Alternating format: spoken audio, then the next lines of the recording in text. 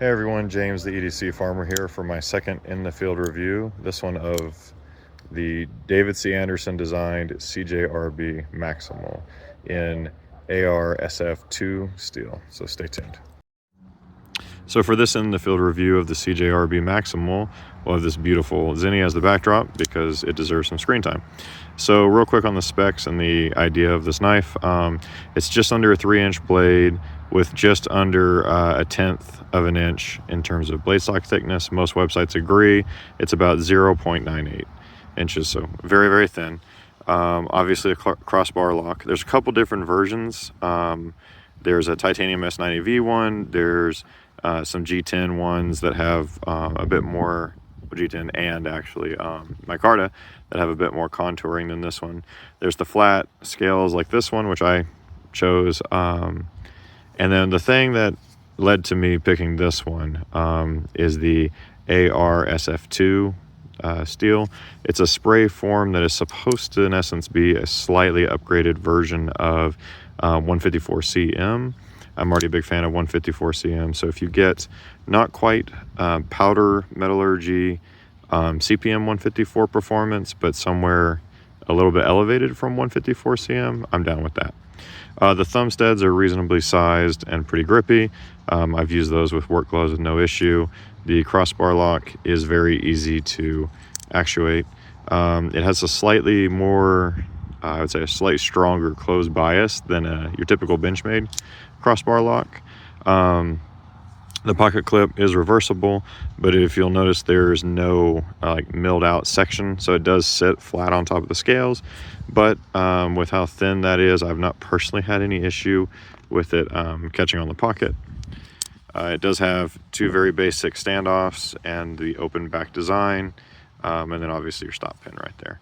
The action on it is quite good. It does almost feel like there's a detent of sorts. I believe they did a little bit better of a job, in my opinion, of picking a stronger spring than your typical Benchmade does. And the thing that I really like about this is the design of this blade. At first I didn't really understand it. I thought it just looks like another, Griptilian / Hogue Ritter design. But when you look at it, you can see this swedge, right? So first you have a little bit of an incline of the spine here to make a thumb ramp. Obviously there's no jimping, but it's quite comfortable and easy, especially with those thumb studs, to really bear down on it. But then you continue past that bit of a thumb ramp and you see this like apex of the spine, and then it begins to drop towards the drop point. And the blade's swedge ends about right here. So you have this forward part of the blade that does not have the swedge. And I heard that described by one individual as somewhat inspired by and comparable to the RHK slicer grind. And I would say that's a very, very apt comparison. As you can see up top, obviously the blade narrows significantly as you get to the tip, but I've had no issues with the tip. This blade geometry has been really, really useful and really effective, and the edge from the factory was quite good for doing things like cordage cutting, cutting through burlap, trimming different kinds of crops, and tried it with food prep far more than I normally do with my pocket knives. For whatever reason, I felt like the blade shape would lend itself to that, and my hypothesis was proven correct. In terms of your everyday use with it, it's very easy and out of the pocket. It's very lightweight. It's very fidget friendly, as you can probably tell from my fidgeting with it here. David C. Anderson, who works over at the Knife Center, this is his first production folder, not his first knife. He's had a handful of fixed blades that he's made in collaboration with different makers. I'll cover one of those at a different point. I have actually one of his first fixed blades, and I'm a big fan of it.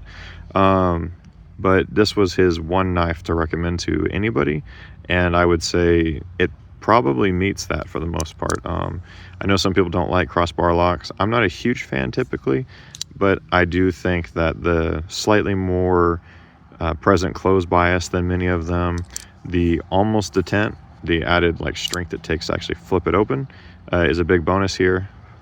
I think that the the handle shape for these scales, whether you get the more contoured or these, the overall like length of it is good. You know, my hand does hang off the back a little bit, but it's not bad. And you can choke up a little bit more if you really want to, and it's still comfortable with the way they've designed this front end. You have your pinch points up here, which are very useful depending on how you're going to hold the blade. It's very easy to manipulate and use, and the blade shape does lend itself to a lot of good everyday slicing tasks, and I would say a wider variety than most of your standard drop points. And for all this, for a knife that starts around 50, and then this one is slightly upgraded steel, so it goes for 60, on up to the typical CJRB S90V special editions that they have, where they're typically a little north of 100. I haven't personally handled that one, don't know if I will. I like this knife as a budget piece that it is. I think it's a good value for that. Easy to maintain, easy to clean. Feels far more robust than something like a Benchmade bug out, because you do have liners in here that are inset within the inset within the handles, as you can see right there. But it's certainly not at all a heavy knife. I'll put the weight on screen here as well. But yeah, I definitely am a fan of this one, and I do think that it makes a good broad use, everyday user like DCA intended. Thanks for watching. I'll see y'all next time.